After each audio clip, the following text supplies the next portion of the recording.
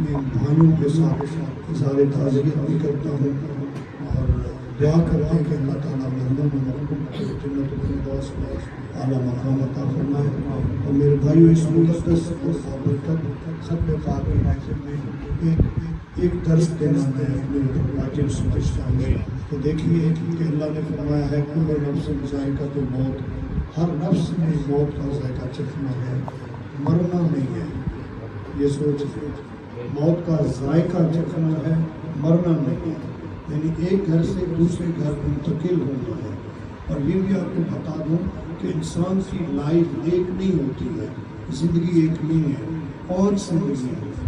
پہلی زندگی انسان کی ہے عالم ارواح، جس کو نماز فجر سے تشبیہ دیا گیا ہے۔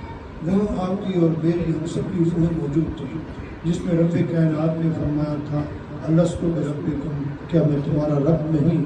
تو سب نے یک زبان کہا تھا قالوا بلا، رب تو ہمارا رب ہے۔ ایک لائف ہماری عالم ارواح کی ہے اور ایک لائف ہماری عالم پیٹ کی ہے۔ پیٹ میں ہم خوراک بھی لے رہے تھے، پیٹ میں ہم زندہ بھی تھے، اور پیٹ میں ہم محسوس بھی کر رہے تھے باہر کے آوازیں، لیکن ہم بول نہیں پا رہے تھے۔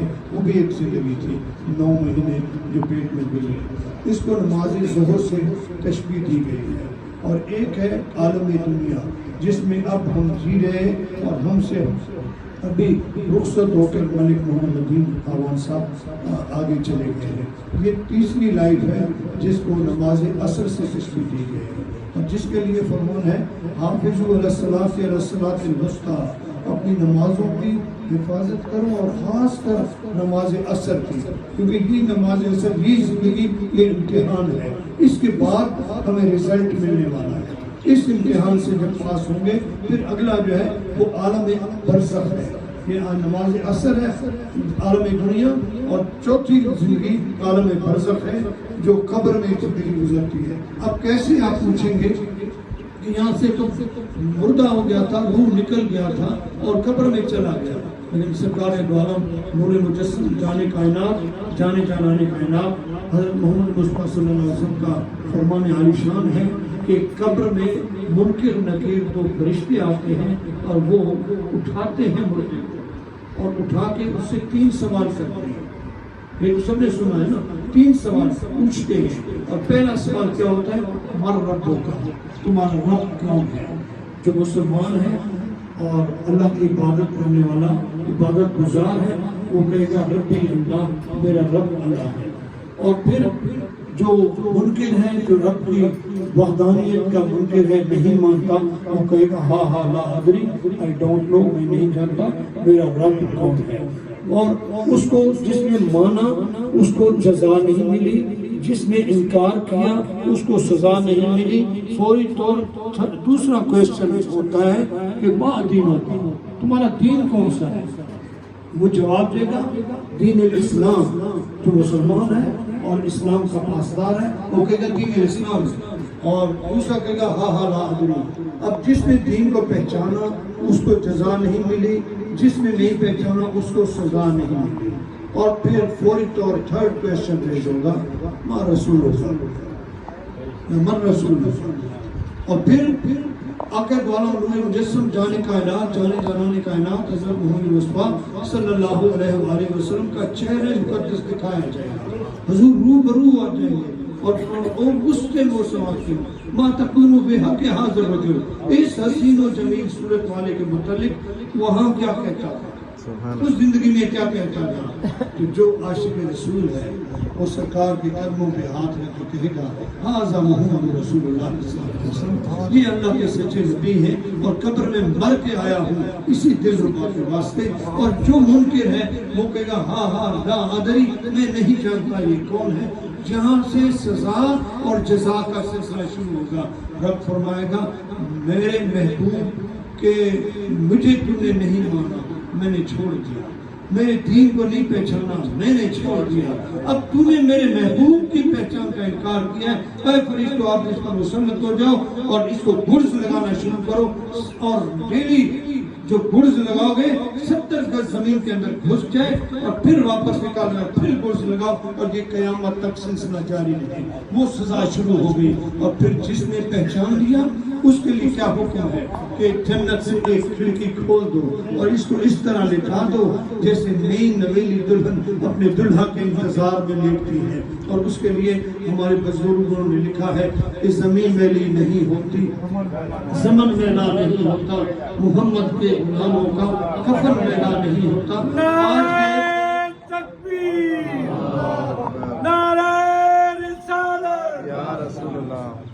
आज के इस रूहानी इज्तिमा में, क्योंकि हम एक मौत को याद रख रहे हैं, और वो शख्सियत जो सबसे आला तबीयत के मालिक, जैसे इन्होंने बताया कि 5 मस्जिदों की छत पड़ रही थी और उन्होंने कंक्रीट वगैरह वहाँ पहुँचवा दी।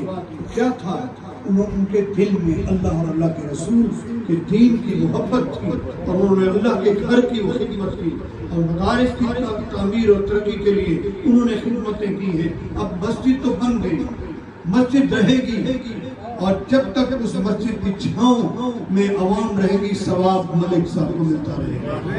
ये दर्जा अल्लाह अता करता है। इंसान की जो नेकी है 2 वेज है इंसान की लाइफ में, right way and left way. Right way वो है जो अल्लाह के दीन को मानने वाले हैं और अल्लाह से डरने वाले हैं, वो अपनी जिंदगी को स्ट्रेट वे पर चलाएंगे और सीधे रास्ते पे चलेंगे। उसके लिए रब्बे कायनात का फरमान है, या अय्युहन नफ्स मुतमइन्ना इरजी इला रब्बिके रादियतम मरदिया फदखुली फी इबादी वदखुली जन्नती। ए नफ्स मुतमइन्ना, लौट अपने रब। जब उसकी मौत का वक्त आता है ना, तो रब का हुक्म आता है नेकों को, ए नफ्स मुतमइन्ना, लौट अपने रब की तरफ, और अल्लाह तुम पर राजी है, तू रब पे राजी हो जा और शामिल हो जा अल्लाह के इबादत गुजारों में और दाखिल हो जा जन्नत में। ये ऑर्डर होता है ऐसे लोगों को जैसे मलिक सादिक जैसी शख्सियत थी। और दूसरा जो है, दूसरा वे कौन सा है? लेफ्ट में, जो दीन इस्लाम से हट के रहते हैं, दीन में बुग़्ज़ और अदावत रखते हैं, इख्तिलाफ राय रखते हैं, हुजूर की मोहब्बत से दूर होते हैं। उनके लिए क्या है कि उनको जब इज़राइल आएगा ना, तो नबी पाक सल्लल्लाहु अलैहि वसल्लम ने पूछा, है इज़राइल बता तो सही कि तू सांस कैसे लेता है, रूह कैसे कब्ज़ करता है?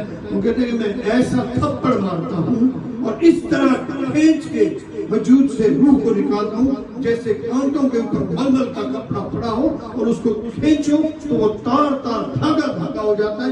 इस तरह वजूद इंसान का चूर चूर हो जाता है, और उसके जो गले से जब सकरात की तुर्शी होती है वो कयामत तक खत्म नहीं हो सकती। मैं इस सजा से निकालता हूँ। हुजूर की आंखों में से आंसू टपके और फरमाया, ऐ इज़राइल, जितनी सजा देनी है मुझे दे दे, मेरी उम्मत का प्यार है। आका को उम्मत का प्यार है। मेरे कहने का मकसद, मेरे भाइयों, मेरे कहने का मकसद ये है कि कमली वाले आका ने उम्मत का दर्द रखा, उम्मत की फिक्र रखी।